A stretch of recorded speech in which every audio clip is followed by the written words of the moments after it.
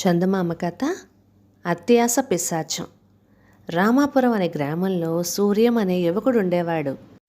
వాడికి 20 ఏళ్ల వయసు వచ్చినా ఎటువంటి పని నేర్చుకోక తిని తిరుగుతూ ఉండేవాడు. వాడికి తండ్రి, అనారోగ్యంతో బాధపడే తల్లి, పెళ్ళిడుకి వచ్చిన చెల్లెళ్ళు ఉండేవారు. ఇలా ఉండగా సూర్యం తండ్రి ఏదో వ్యాధికి గురై మరణించాడు. తండ్రి మిగిల్చిన కొద్దిపాటి డబ్బుతో 2 మాసాలు గడిచినాయి. రోజు అన్నం వడ్డిస్తూ వాడి తల్లి, ఎక్కడైనా చెల్లెళ్ళకి సంబంధాలు చూడు బాబు, ఇక నేను అట్టే కాలం బతికేలాగా లేను అంటూ కలనేలు పెట్టుకునేది. ఈ బరువు బాధ్యతలు మోయటం అసాధ్యం అనిపించింది వాడికి. వాడు ఒకనాటి రాత్రి జీవితం మీద విరక్తితో ఇల్లు వదిలి అడవిలోకి పోయాడు. సూర్యం అడవిలో తల వంచుకొని నడుస్తూ ఉండగా, ఎవరా వెళ్ళేది, ఇట్రా, చూడబోతే తీరని కష్టాల్లో ఉన్నట్టు కనబడుతున్నావు అన్న మాటలు వినిపించినాయి. ఆ మాట్లాడింది దాపులనున్న గుట్ట మీద కూర్చున్న ఒక ఆడపిశాచం. సూర్యం భయపడక గట్టు మీదకు పోయి తన పరిస్థితి అంతా దానికి చెప్పుకున్నాడు.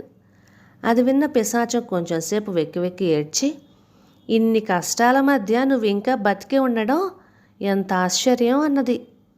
అవును, ఏం చేయమంటావో చెప్పు అని అడిగాడు సూర్యం. నీ అదృష్టం కొద్దీ ఇక్కడికి దగ్గరలో ఉన్న వల్లకాట్లో ఒక పాడుబడిన బావి ఉంది, వేగిరం పోయి అందులో దూకుతూ గాని పద అంటూ పిశాచం సూర్యాన్ని తీసుకుని బయలుదేరింది. సూర్యానికి పిశాచం సలహా సబబుగానే తోచింది. వాడు పిశాచంతో ఆ పాడుబడిన బావి దగ్గరకు వెళ్ళి అందులో దూకబోయాడు. ఎవరు వాళ్ళు, ఇంత అర్ధరాత్రి వేళ ఇక్కడేం పని అంటూ ఒక ముసలి పిశాచం పైకొచ్చింది. సూర్యం దానికి తన కథంతా చెప్పుకున్నాడు. పాపం, తల మునకలయ్యేంత కష్టాల్లో ఉన్నాడు.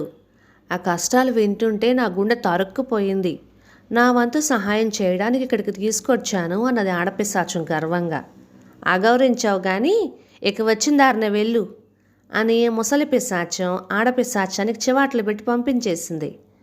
పాపం, దాన్నేమీ అనకు, నా సమస్యకు చక్కని పరిష్కారం చూపిన ఘనత దానిదే అన్నాడు సూర్యం. ముసలి పిశాచం తల ఊపి, సరే, నిన్ను ఒక చోటుకి తీసుకుపోతాను, అక్కడ జరిగేదంతా చూడు, ఆ తర్వాత నువ్వే గంగలో దూకుతావో అదంతా నీ ఇష్టం అని సూర్యాన్ని వలకాట్లో ఉన్న మరొక ప్రాంతానికి తీసుకుపోయింది. అక్కడ ఒక శిథిలమైపోయిన సమాధి ముందు కొన్ని పిశాచాలు కూర్చుని ఉన్నాయి. ముసలి పిశాచం సూర్యాన్ని ఒక ముళ్ళ పొదల వెనకాల దాక్కోమని చెప్పి తాను పోయి గుంపు కట్టిన పిశాచాల పక్కన కూర్చుంది. కొంతసేపటికి పెద్ద అట్టహాసంగా ఒక పిశాచాల నాయకుడు వచ్చి శిథిలమైపోయిన సమాధి మీద కూర్చున్నాడు. పిశాచాలన్నీ సంతోషంగా చప్పట్లు చేర్చాయి. పిశాచాల నాయకుడు ఒకసారి గొంతు సవరించుకొని, సహచరోత్తములారా, జాగేలా, ఈ నెల రోజుల్లో మీరు సేకరించిన అద్భుత వస్తువులను ప్రదర్శించండి. ఒక సంగతి జ్ఞాపకం ఉంచుకోండి, సంవత్సరాంతంలో అత్యుత్తమ అద్భుత వస్తువు సేకరించిన వారికి గొప్ప బహుమానం ఇవ్వబడుతుంది అన్నాడు. ఆ వెంటనే ఒక పిశాచం ఖాళీ బుట్టను ఒకదాన్ని సమాధి మీద బోర్లించి, కాయలు కూరగాయలు అంటూ బుట్ట మీద బెత్తంతో 3 సార్లు చరిచింది. తర్వాత బుట్టను ఎత్తగానే దాని కింద రకరకాల కూరగాయలు పోగుబడి ఉన్నాయి. భేష్ భేష్ అంటూ మిగతా పిశాచాలన్నీ చప్పట్లు జరిచాయి. అది చూసిన సూర్యానికి ఆ బుట్ట తన దగ్గర ఉంటే తనకెదురైన సమస్యలన్నీ తీరిపోయినట్టే అనిపించింది. మరొక పిశాచం గుండిగానొకదాన్ని సమాధి మీద బోర్లించి, వండు వండు, వంట వండు అంటూ బెత్తంతో దాని మీద 3 సార్లు కొట్టింది. తర్వాత గుండెకి ఎత్తగానే దాని కింద ఘుమఘుమలాడుతూ ఎన్నో పిండి వంటలు. బుట్ట కన్నా గుండెకి లాభసాటిగా తోచింది సూర్యానికి. ఇంకొక పిశాచం ఒక కుండను సమాధి మీద పెట్టి, కావాలి కావాలి, పాలు కావాలి అంటూ బెత్తాన్ని కుండ మీద చుట్టూ తిప్పింది. కుండ నిండా చిక్కటి పాలు. గుండెకి కన్నా కుండతో మరింత ధనం సంపాదించుకోవచ్చు అనుకున్నాడు సూర్యం. పిశాచాల నాయకుడు లేచి, నా అనుచరుల్లో ఇంతటి ఘనులున్నారని తెలిసి గుండె పొంగిపోతోంది. మళ్ళీ అమావాస్య రోజున సమావేశపరుచుకుందాం. లోగడ దాచిన దగ్గరే ఈ 3 అద్భుతమైన వస్తువులను ఇక్కడ దాచిపెడదాం అంటూ వాటిని తీసుకొని పక్కనే ఉన్న మర్రి చెట్టు త్వరలో పెట్టాడు. పిశాచాలన్నీ కోలాహలంగా అక్కడి నుంచి వెళ్ళిపోయాయి. సూర్యం మర్రిచెట్టు దగ్గరికి పోయి దాని త్వరలో నుంచి కుండను ఒకదాన్ని బయటకు తీశాడు. కానీ కింద వాడికి గుండెకి కనిపించింది. దాన్ని బయటకు తీశాడు.